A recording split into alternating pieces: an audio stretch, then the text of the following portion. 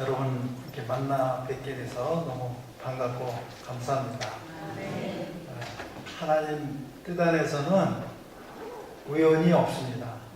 저와 여러분이 만난 것 하나님 뜻 안에서 분명한 뜻이 계시고 섭리가 계심을 믿습니다.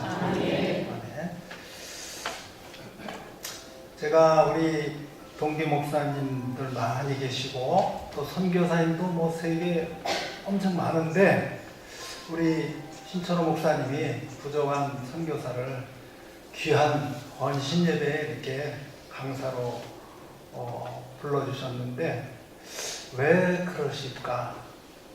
뭐 보잘것없고 부족한 사람인데 왜 이렇게 강사로 초청을 했을까?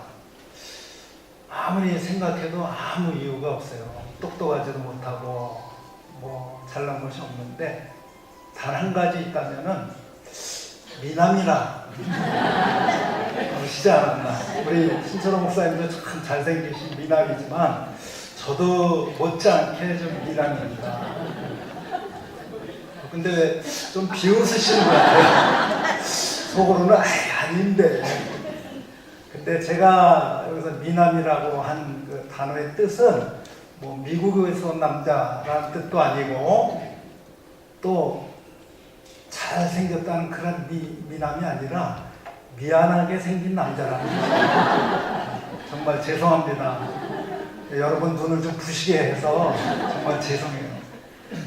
제가 머리만 있으면 좀 미남치게 드는데 이게 머리가 언제부터 좀 많이 빠지더라고요.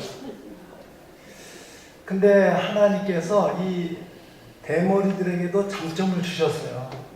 장점 3가지가 있는데 이 많은 사람들이 모인 가운데서 나를 찾기가 쉬워요. 반짝반짝 빛나는 사람만 찾으면 되니까. 그리고 두 번째로는 예수님의 말씀을 몸으로 실천하는 사람이야. 너희는 세상에 빛이 되라. 전 빛이 되고 반사하는 빛이지만은 제가 열심히 비치고 살아요. 그리고 3번째로 중요해요. 이거 받아 적으시면 안 돼요. 직통 계시를 받아요. 저는 중간에 거치는 게 없으니까 하나님께서 바로 내려주십니다. 좀 마음이 풀리셨나요? 제가 중국에 간 지가 이제 9년, 햇수로는 10년 됐습니다.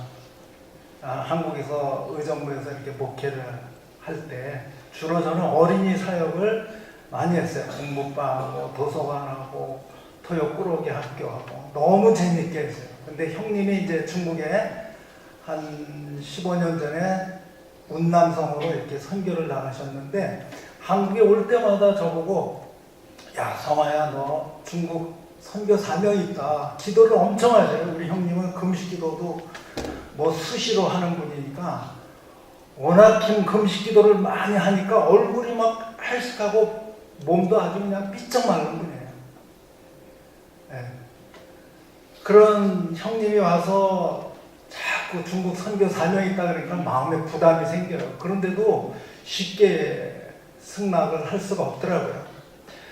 아니에요 형님, 저는 이 어린이 사역하는 게 너무 재미있습니다. 애들하고 이렇게 도서관 공부방하고 이렇게 차 몰고 다니면서 이렇게 탐방을 하고 너무 즐거웠어요. 그래서 전국에 안 간 데가 없어요. 유적지 탐방, 뭐 순교자 기념관, 또 손양원 목사님 그 유적지 거의 안 가본 데가 없어요. 그렇게 목회를 재미있게 하는데 어느 날 허리를 다쳤어요. 제가 그래가지고 병원에 있으면서 형님 제가 허리를 다쳐서 지금 병원에 입원해 있어요. 야 그건 너 마지막 사인이야. 요번에 안 들으면 너 큰일 난다. 겁이 덜컥 나더라고요. 그래서 너 한 달간만 휴가를 받고 중국에 와라. 그래가지고 중국 가서 산지교회를 이렇게 다니는데 막 산지마다 어린이들이 막 엄청 많은 거예요. 방학 때라 수요일에 끝나고 내가 안수 기도를 해줬어요. 어린이들한테. 줄을 쫙 서더라고요. 그리고 기도를 받았으면 자기 자리로 들어가서 앉아야 되는데 기도 한 번 더 받겠다고 줄을 또 서는 거예요. 그 모습을 보는데 야 감동을 주는 거예요. 하나님 왜 그렇게 고집을 부리고 한국에서만 어린이 사역을 할 수 있다라고 생각을 했는지 막 회개가 되는 거예요. 눈물이 나고 어린이들 눈동자를 보는데 빨리 건너와서 우리를 도우라. 사도행전 16장 말씀이 내 마음에 와 닿는 거예요. 그러고선 한국에 와서 기도 중에 하나님이 응답을 해주셔서 중국 간 지가 바로 2010년, 지금 9년 전이죠. 그때부터 이제 계속 어린이 사역만 하나님 또 연결을 시켜주더라고요. 성경학교를 해마다 해가지고 지금 7회째 한 100여 명 이상 한 번 모이면 10개 교회 애들을 산지에서 다 데려다가 숙식을 제공하고 성경학교를 한 거예요. 거기는 뭐 교사도 없고 어린이 뭐 주일학교가 없어요. 주일학교. 어른들하고 같이 예배드려요. 그러니까 막 1시간 반 내지 2시간을 아주 긴 시간을 예배드리는데 이렇게 편한 의자가 없어요. 다 나무로 그냥 대충 나무 기둥 이렇게 깎아가지고 앉으면은 이 엉덩이가 막 베겨가지고 못 앉아 있어요. 근데 어린이들이 두 시간을 그냥 앉아서 같이 예배 드리는 거예요. 그런 아이들이 성경학교 저기에 참석하면은 얼마나 기쁘게 말씀을 받아들이고 찬양 율동을 배우는지 우리가 은혜를 받아요. 우리 저 선교사나 또 거기 한의교회 우리 집사님들 같이 이제 교사로 활동하면은 본인들이 은혜를 받아요. 애들을 통해서.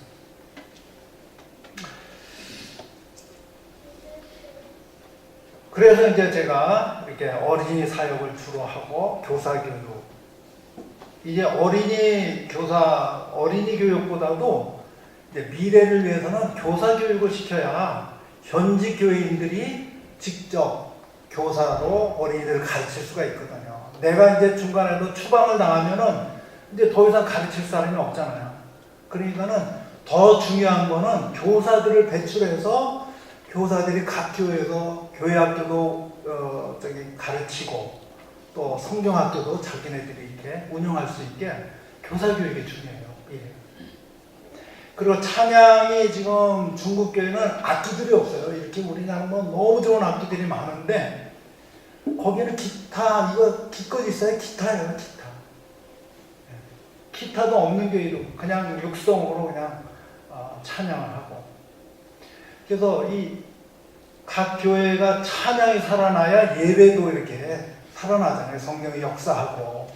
근데 찬양이 다 쳐져서 이렇게 예배 드리니까 물론 그 나름대로 뭐 은혜도 받겠지만은 찬양을 통해서 마음이 열려있잖아요. 그래서 성령의 은사가 임하고.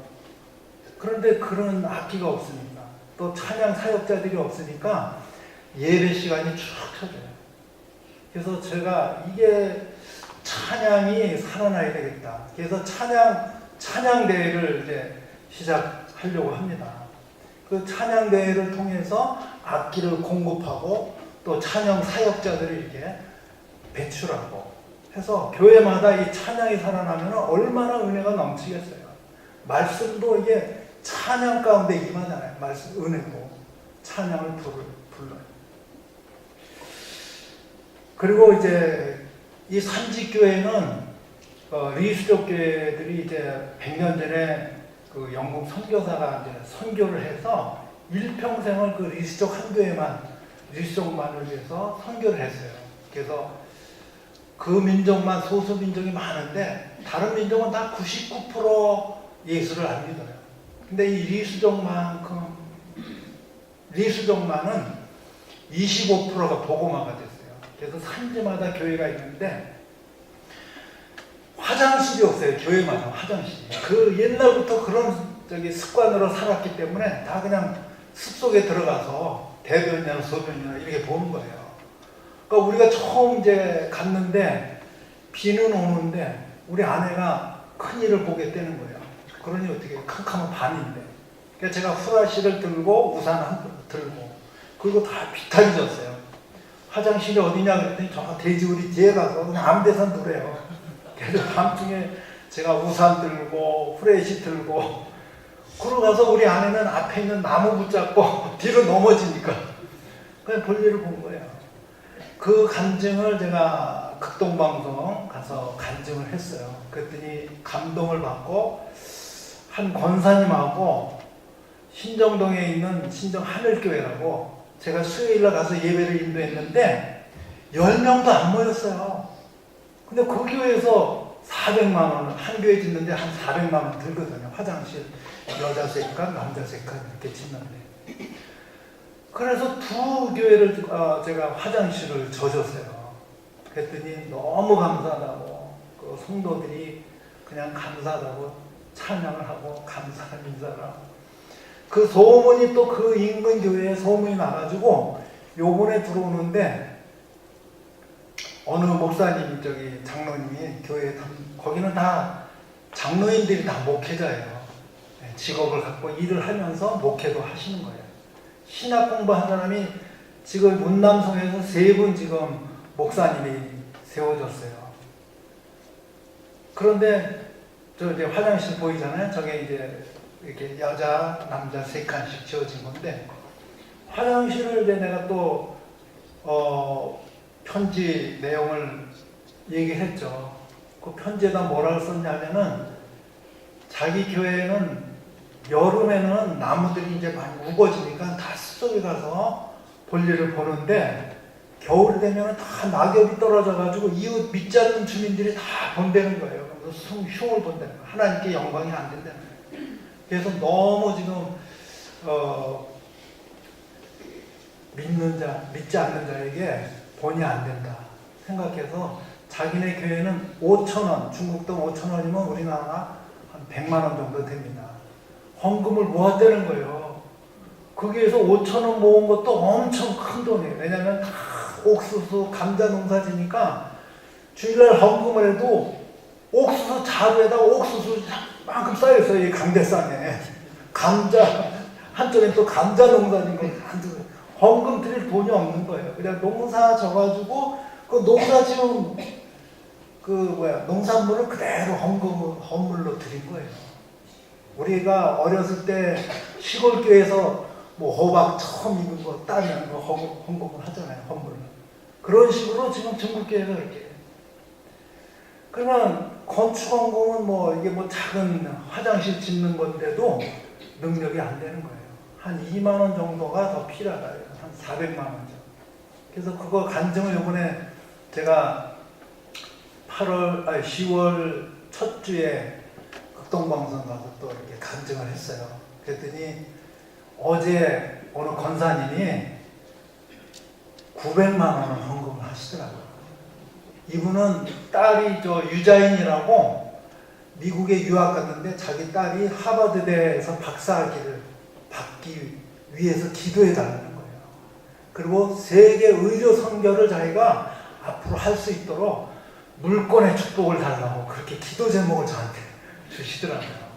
저는 매일같이 새벽마다 기도를 하고 있어요. 헌금한 분을 위해서. 하나님께서 이런 분들은 반드시 축복해 주십니다. 응답해 주셔요. 이런 물질 하나님 앞에 헛되게 드리는 게 아니에요. 반드시 응답해 주십니다. 그리고 장족 선교를 하는데요. 이 장족 선교는 이제 우리 형님이 저한테 이제 한인교회를 이름을 하고 우리 형님은 이제 장족 선교만 전념을 하고 계셔요. 장족은 이제 티베트 쪽이죠. 우리가 흔히 많이 듣는 티베트 아시죠? 라싸 있고 그 장족들은 99%가 다 라마 불교 신자들이에요. 차마고도라는 걸 KBS 다큐멘터리 한번 보신 분이 있을 거예요.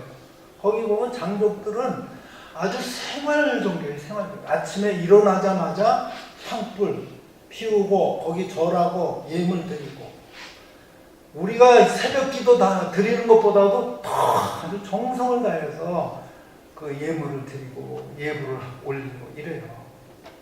그러니까 그분들이 종교 이렇게 개종한다는 거는 거의 불가능한 일이에요.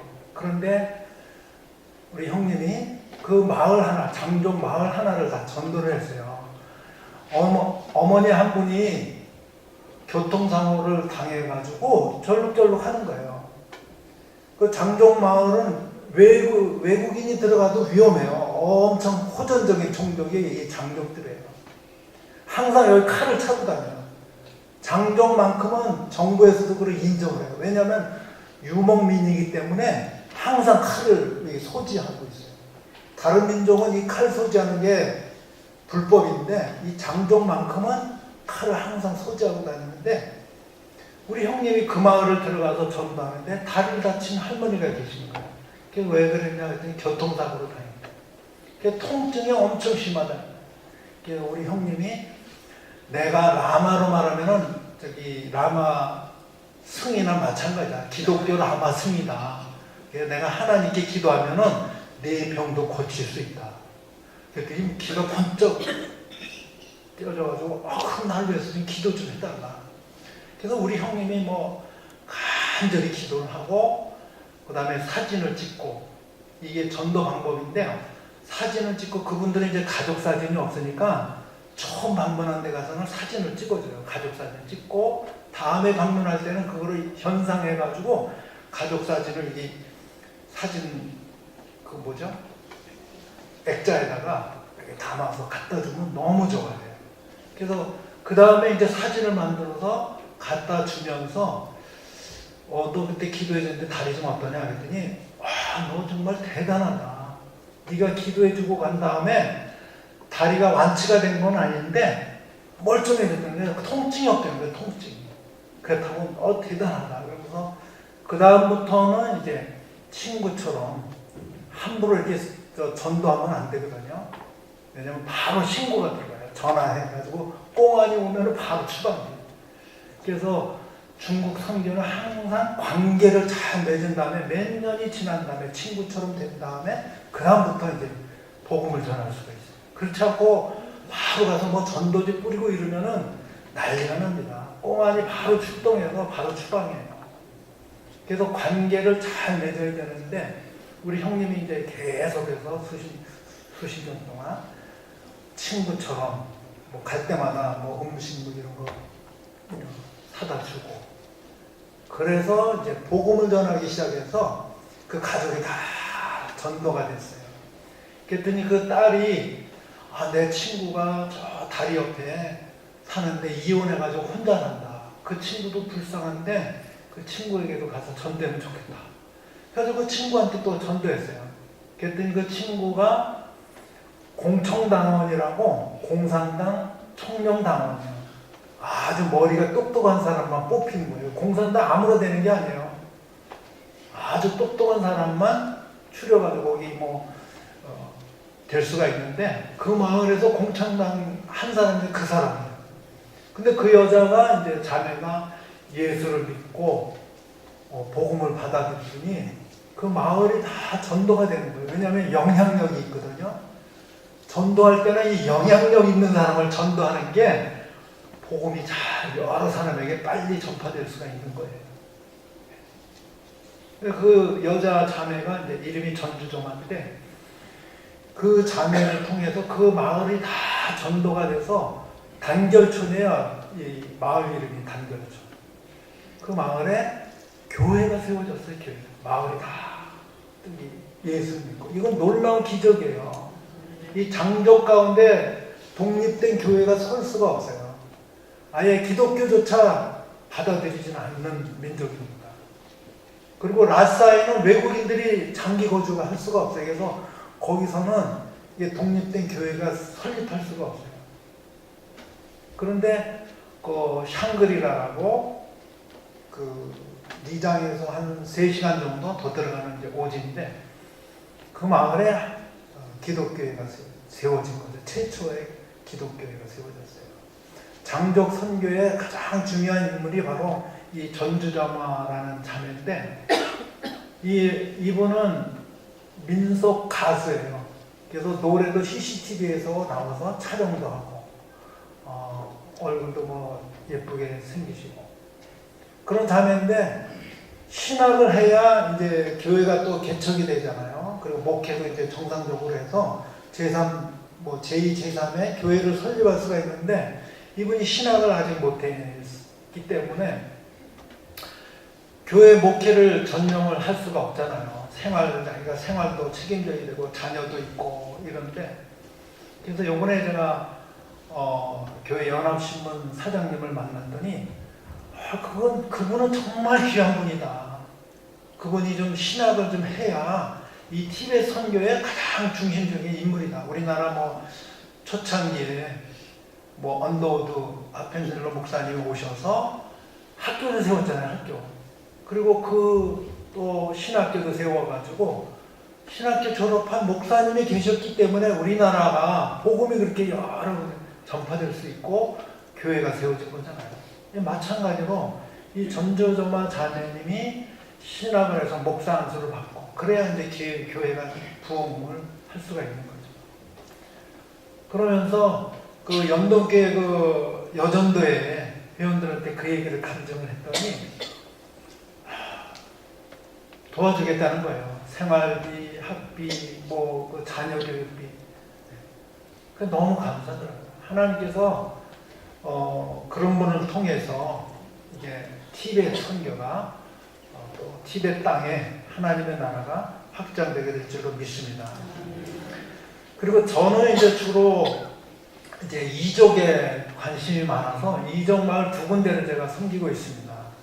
이 양이창이라는 마을하고 그 다음에 민락이라는 곳에 이제 한 자매를 전도해서 예수 믿게 되는데, 그 엄마의 그 자매들이 세 자매가 있어요. 그 세 자매 중에 자녀들을 이제 제가 장학금을 계속 지원하고 있습니다. 고등학교 다니는데 뭐 그렇게 많이 드는 건 아니지만은 돈이 없어서 시골에 사니까 그 이족 중에는 흑이족이 있고 백이족이 있는데 흑이족은 노예 출신이에요. 노예 출신. 백이족은 이제 왕족 출신이라 잘 살고 노예들을 거느리고 농토도 많고 그런데 이 흑이족들은 못 사는 거예요. 다 시골에서 감자 농사 짓고 옥수수 농사 짓고 이러니까 돈이 안 되는 거예요. 그러니까 자녀 학비 도와주는 것도 너무 감사한 거예요.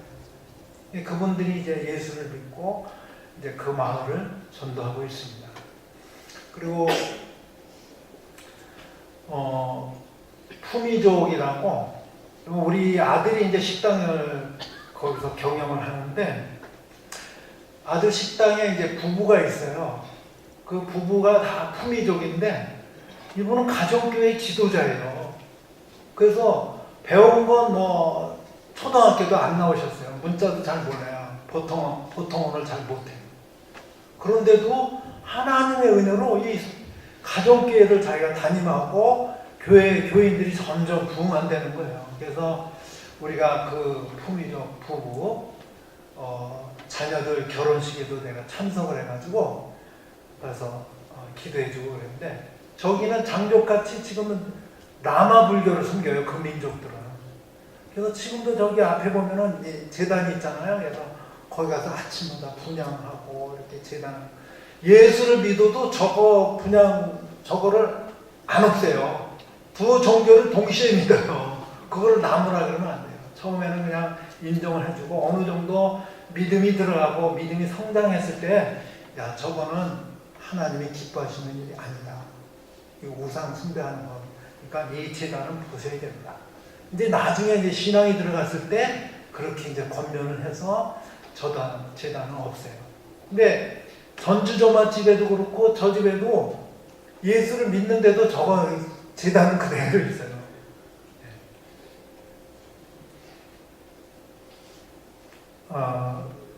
이 아들 식당이 잘 돼서 이 푸미족 선교에 자기도 이제 우리 아들도 거기 가서 식당을 경영하면서 믿음이 아주 많이 들어가서 선교의 사명이 생기기 시작했어요. 그래서 자기는 바이올린 전공을 했거든요. 아들이지만 자기는 이 소수민족 아이들을 이 악기를 가르쳐서 그 아이들이 이제 관현악단을 만들어 가지고 중국 전역에 다니면서 이 연주를 공연을 했으면 좋겠다 하는 그런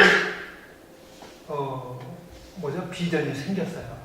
너무 감사한 일이죠. 뭐 선교 이야기는 여기까지 하고 뭐 한이 없으니까 시간이 많이 가서 오늘 말씀만 조금 생각해 보겠습니다. 여러분 러시아 월드컵 다 보셨죠? 저는 뭐 중국에 있으니까 이게 동영상으로 너무 끊어져요. 인터넷 속도가 느려가지고 너무 답답한데도 축구에 관심이 있으니까 열심히 봤는데 마지막 그 독일하고 축구할 때 너무 신나더라고요. 독일 골키퍼는 골키퍼의 그 사명을 잃어버린 것 같아요. 막 골키퍼가 나와서 자기가 공격을 하려고 그러더라고요. 이러면 안 되잖아요. 골키퍼는 골키퍼로서의 역할을 잘 하잖아요. 골문만 잘 지키면 되는데 그냥 자기가 골 넣겠다고 막 나오다 보니까 오히려 2골이나 더 먹더라고요. 골을 잘 지켜야 돼요. 우리가 축구에서 이기는 방법, 첫 번째는 골을 많이 넣어야 되고, 두 번째로는 골문을 잘 지켜야 돼요. 둘 중에 하나만 잘해도 돼요. 골문만 잘 지켜도 승리할 수가 있어요. 우리 인생도 마찬가지입니다. 우리 마음을 잘 지켜야 하나님으로부터 복을 받을 수가 있어요. 근데 그냥 뭐 이것저것 마음 지키는 거는 생각도 안 하고 그냥 다른 일에 막 이렇게 하면은 제일 중요한 게 마음을 지키는 거예요. 마음으로부터 우리의 신앙도 생기는 거예요.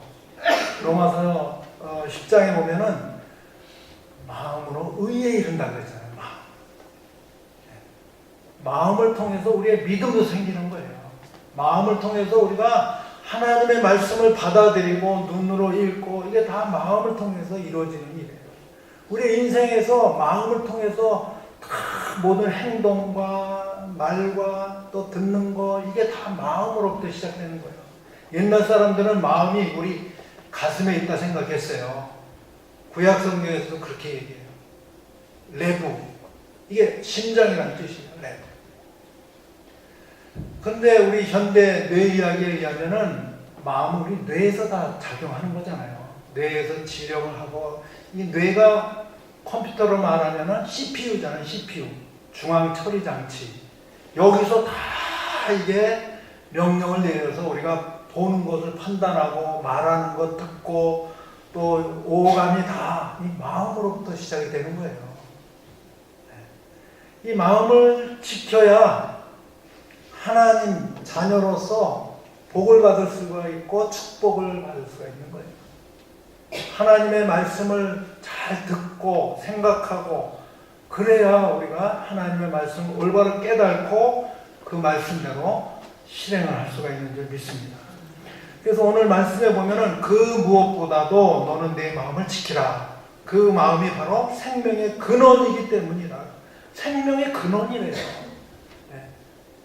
우리가 이 혈관도 중요하지만 우리 마음도 중요합니다. 이게 혈관도 이게 중요한 것처럼 마음도 우리의 인생의 중요한 요소죠. 그럼 우리가 이 중요한 마음을 어떻게 해야 잘 지킬 수 있을까? 첫 번째는 기도와 간구로 지켜야 됩니다. 지구 방위대 프레시맨이 지키는 게 아니고 뭐 독수리 오행제가 지키는 게 아니고 기도와 간구로 하면은 하나님의 평강이 우리에게 임한다는 거예요. 그러면은 우리에게 우리의 마음을 지켜주신다는 거예요. 빌립보서 4장 6절 7절 말씀을 보면 아무것도 염려하지 말고 다만 모든 일에 기도와 간구로 너희 구할 것을 감사함으로 하나님께 아뢰라. 그리하면 모든 지각에 뛰어난 하나님의 평강이 그리스도 예수 안에서 너희 마음과 생각을 지키시리라. 우리 마음과 생각을 기도와 간구로 지킬 수가 있다는 거예요. 제가 살고 있는 곳에 보면은 남아 불탑이 많아요. 마을마다 이제 불탑이 마을 들어가는 입구마다 저런 불탑이 있어요. 그래서 어떤 데는 차도 거기를 한 바퀴 이렇게 돌도록 도로 구조가 그렇게 생겼어요. 거기를 한 바퀴 안 돌면은 마을로 들어가고 나가고 할 수가 없게 그렇게 만들었어요. 그리고 기도할 때는 이 사람들 통을 돌려요. 그래서 손으로 탁 돌리면 내가 부처님께 기도를 한 번 돌리면 한 번 하는 거예요. 문맹률이 높아요, 장족들이. 그래서 문자를 읽을 수가 없어요. 그러니까 통에다가 기도 내용도 쓰고 또 부처님 말씀도 기록하고 또 통만 돌리면은 내가 부처님께 기도를 드리고 또 부처님 말씀을 내가 읽었다 이렇게 생각하는 거예요. 이건 너무 형식적인 거잖아요. 우리 기독교는 그런 기도가 아니잖아요. 우리의 기도는 인격적인 하나님께서 다 듣고 응답해 주시잖아요. 우리의 기도가 뭐 말만 열심히 유창히 한다고 그 기도가 아니잖아요. 말을 많이 해야 우리가 하나님 앞에 올바로 기도드렸다고 할 수가 없잖아요. 아무리 적게 또 올바른 용어 사용하지 못한다 할지라도 하나님은 우리 마음 중심을 보시는 분이잖아요.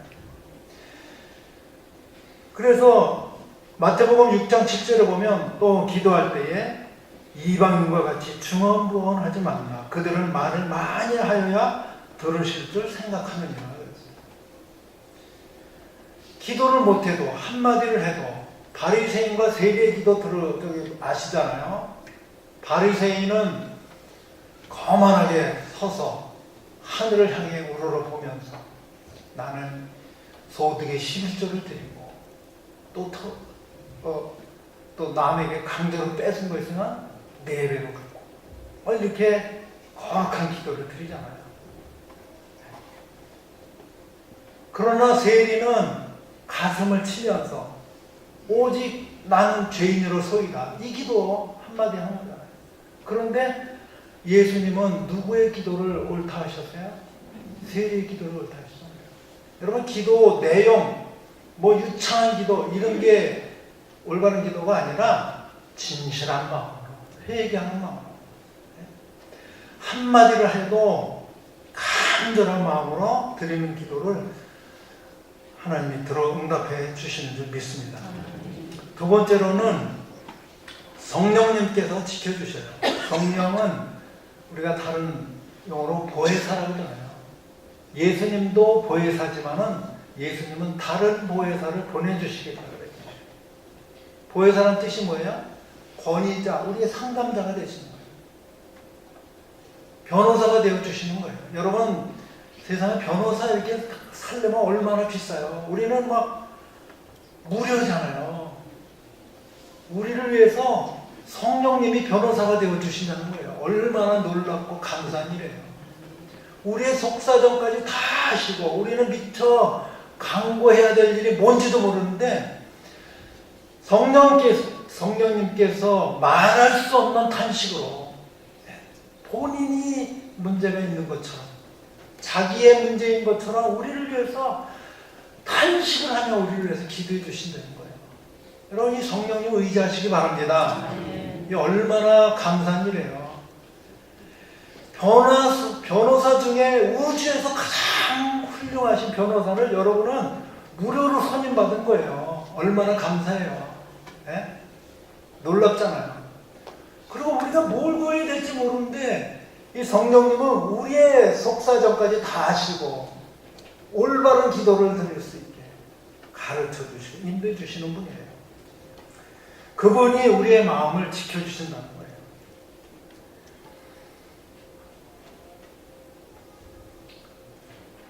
마지막으로는 말씀으로 지켜야 합니다. 여러분 우리 마음은 하나님의 말씀을 간직해야 할 처소예요. 그런데 사단이 처음 사람 아담에게 하와에게 찾아와서 그 말씀을 왜곡하잖아요. 안 죽어. 먹어봐 너 지혜롭게 돼. 지혜롭게 하나님과 같아진다고. 그러니까 그 유혹에 넘어갔잖아요. 마음이 뺏긴 거예요. 먹음직도 하고 보암직도 하고 지혜롭게 할 만큼 탐스럽기도 한다. 과일을 보니까 그냥 홀랑 넘어간 거예요. 우리는 그렇게 연약한 존재예요. 보는 것, 듣는 것, 먹는 것, 이 오감 얼마나 연약한 존재예요. 이거에 쉽게 넘어가는 거예요. 여러분이 살찐 분들 다이어트들 엄청 그냥 노력하지만은 그 다이어트 하기가 얼마나 어려워요. 이 유혹, 식탐. 이거 진짜 어려운 일이잖아요. 내 힘, 내 의지 가지고는 안 돼요. 성령님께서 힘 주셔야 될 줄을 믿습니다. 말씀을 통해서 우리가 이길 수가 있어요. 말씀을 통해서 우리 마음을 지킬 수 있는 줄 믿습니다. 시편 119편 105절을 보면 주의 말씀은 내 발의 등이요 내 길의 빛이니라. 우리 인생에 신호등이 돼 주신다는 거예요. 내가 여기 교회 이름 너무 잘 졌다 생각이 돼요. 하나님의 말씀이 신호등이에요. 가지 마라. 빨간불 켜지면 가지 말아야 돼요. 예? 또 가라. 그러면 가야 돼요. 돌아라. 그럼 돌아야 돼요. 뭐 신호등 같은 거예요. 성경 말씀이. 예, 우리 인생의 신호등이 바로 말씀이에요. 하나님 말씀. 요즘 말로 더 좀 업그레이드 된 거는 뭐예요? 옛날에는 이제 나침반 쓰고 뭐 북극성이 그 길을 잃은 사람들을 이제 인도했지만은 요즘은 뭐가 있어요? 내비게이션 있잖아요. 내비게이션. 하나님의 말씀이 내비게이션이야. 내비게이션. 어디로 가라. 다 말씀을 보면 다 나오잖아요. 기도 열심히 하면은 하나님의 성령을 통해서 말씀을 통해서 깨닫게 해주셔요. 저도 중국 가게 된 게 말씀을 통해서 응답해 주셨어요. 고집을 하도 부리니까 출애굽기 4장 말씀 거기 보니까 모세가 가시떨기 나무에서 하나님의 음성을 들었잖아요. 내가 하도 안 가니까 형님이 그 말씀을 어느 목사님 통해서 이렇게 주셨는데 그게 뭐예요? 모세야, 너 빨리 애굽으로 가서 내 동족 이스라엘 백성들을 인도해내라. 하나님, 난 능력도 없습니다. 말 주변이 없어요. 말 주변이. 막 이렇게 핑계를 대니까 저하고 똑같았죠. 내 형 학원 있지 않느냐. 근데 제가 깜짝 놀랐어요. 정말 우리 형님이 중국에서 10수년간 선교를 하고 있으니까 중국어가 아주 유창해요. 그러니까 내가 더 이상 핑계가 될 수가 없겠더라고요. 항복한다고 제가 중국에 건너온 거예요. 말씀을 통해서 하나님이 역사하셔요. 고집을 부리면은 말씀을 통해서 하나님이 역사하시더라고요. 말씀은 2000년 전, 3000년 전 기록되었다고 해서 그게 화석화된 말씀이 아니에요. 지금도 살아 역사하는 말씀인 줄 믿습니다. 히브리서 4장 12절을 보면은 하나님의 말씀은 살아있고 활력이 있어 자기의 날선 어떤 것보다도 예리하여 혼과 영과 관절과 골수를 찔러 쪼개기까지 하며 또 마음의 생각과 뜻을 감찰하는 우리 마음을 다 감찰하고 계세요. 말씀을 통해서. 말씀을 통해서 우리 마음의 문을 지킬 수 있는 줄 믿습니다. 여러분 우리가 이 마음을 잘 못 지키면 우리 마음도 병들잖아요. 암이 들기도 해요. 암에 걸리기도 해요. 이 암적인 생각 또 죄악으로 오염된 마음을 성령을 통해서 말씀을 통해서 우리가 영적인 수술을 받아야 돼요. 수술. 우리가 암 걸리면 병원에 가서 이렇게 누워 있으면 의사가 다 칼을 들고 집도를 해서 그 암덩어리를 다 떼내잖아요. 잘라내잖아요. 영적으로도 마찬가지예요. 우리 하나님의 말씀이 바로 우리 영혼을 수술하는 도구예요.